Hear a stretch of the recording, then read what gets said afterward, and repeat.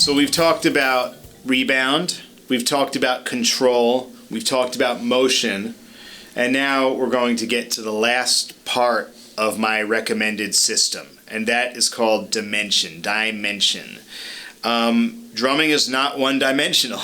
Nothing really is. And so what we need to do is to be as expressive as possible. We have to create as much depth as we possibly can. So the basic way that we create depth is through just your levels. So like if you have one height up here and one height down here, you're getting sort of two different sounds, two different dynamics, volumes. So basically, we have to have the ability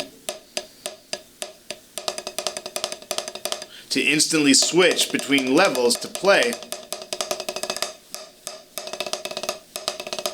And those levels really make our playing more expressive. Heights are achieved by learning how to use a downstroke. So basically, your rebound stroke, stick starts here, comes right back to where it starts. In a downstroke, the stick starts up here, but it doesn't come back to where it starts. Now, that's a very simple concept, and I'm probably going to spend more time right now talking about what not to do than what to do, just because this is where the pitfalls occur for so many people. And it can really be traced back to them doing the downstroke wrong. So let's talk about the wrong way to do a downstroke, okay? The wrong way to do it is that we have our regular stroke and then we stop the stick. We squeeze it as hard as we can because we have to apply force to stop that stick.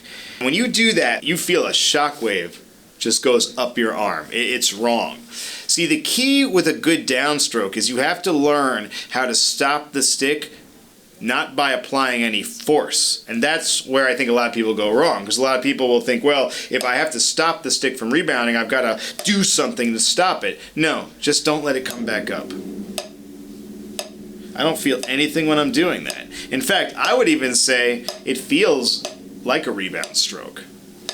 We're just not rebounding. So we could start out working on downstrokes first. Like everything I've told you when it comes to my recommended system, you might start away from the metronome. You might just start with that concept. And the concept right now is I would actually encourage you to compare and contrast your rebound strokes with your downstrokes. And we're asking ourselves questions like, does that feel exactly the same?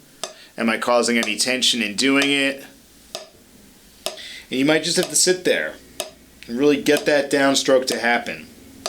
Now, once you get it to that point where you really feel comfortable, we can then go back to our half strokes. We can combine we can be like sort of in this area where we're playing half strokes, and then the bigger strokes, which are called accents, accented notes, the louder strokes, we're doing a full stroke for. So we do a full stroke, stop the stick, and 3 half strokes.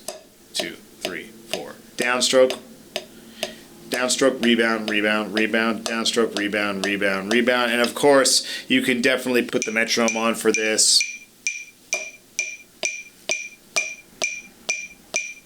See that?